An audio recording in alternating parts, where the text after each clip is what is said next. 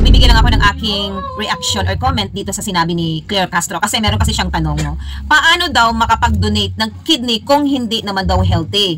Madam, syempre kung karon mag-donate si Bongbong Marcos og kidney, syempre di na gid siya pwede kay na may diferensya ang kidney. Pero kung sa una, no, kung dati pa, no, 1983 kasi yung time period kasi daw na merong nag-donate ng kidney sa kanyang ama ay 1983 at saka 1984. Kung pagbabasihan natin yung kung kailan siya pinanganak, 1957.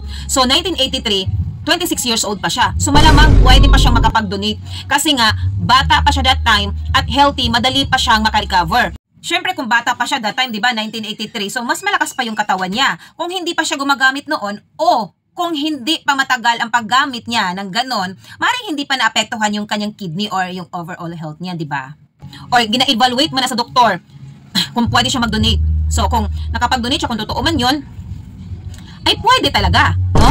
At saka narrative lang yun daw ng ng pamilyang Marcos na si Bongbong Marcos ay nag-donate. Pero may mga ibang newsline agency na hindi talaga nag-donate si Bongbong Marcos, no, ng kidney sa kanyang ama.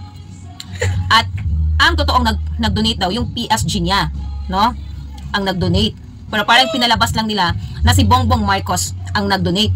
Ito yung mga lumalabas na mga sources dati tungkol sa pag-donate ng kidney daw ni Bongbong sa kanyang ama. Sa Gulf News eto sinasabi na si Bongbong Marcos ay nag-donate siya ng kidney sa kanyang ama noong 1983. Sa Pelstar naman, tinutukoy na around August 1983 nang ginawa ang first transplant. Sa Los Angeles Times, may report na sinabi ng mga doktor na may kidney transplant ang Marcos Sr. noong 1983 at 1984. Ang Gulf News, no, sa ibang article, sinabi na ang unang kidney transplant ay ginawa August 1983 at ang donor na nag-donate noon ay hindi malinaw na sinasabing si Bongbong Marcos ang nag-donor, no?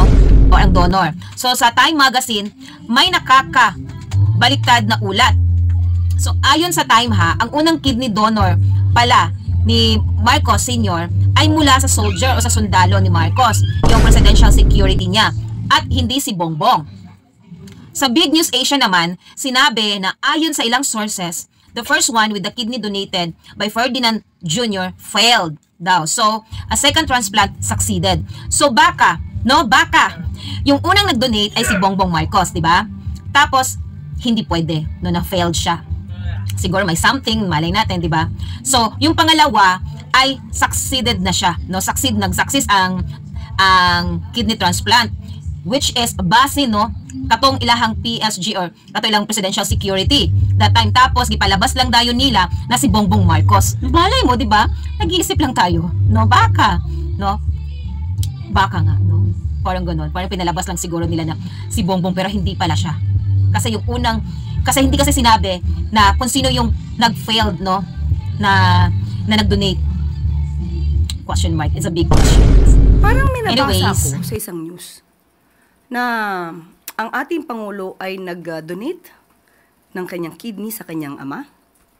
Paano po kayo makakapag-donate ng kidney ang isang tao na hindi healthy?